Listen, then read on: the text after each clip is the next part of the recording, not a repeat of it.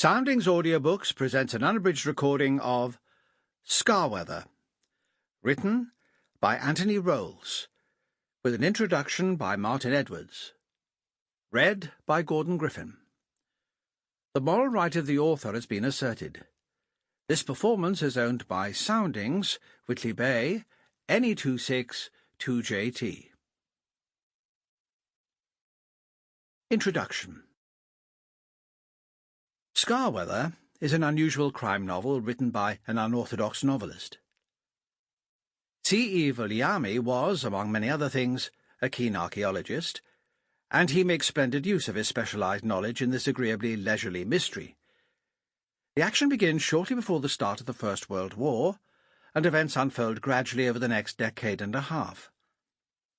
The narrator is John Farringdale, a young barrister, who is remarkably innocent, despite his professed interest in the psychology of the criminal.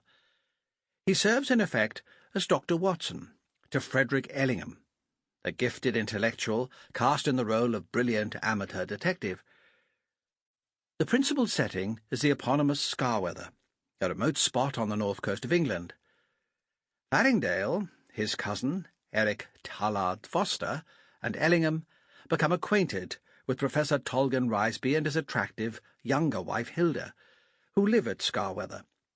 But when Eric becomes enchanted with Hilda, matters take a dangerous turn.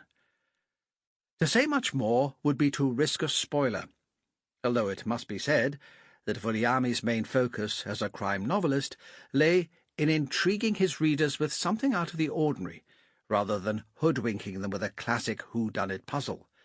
Indeed, the dust jacket of the first edition earned the disapproval of Dorothy L. Sayers when she came to review it, so plainly did it give the game away.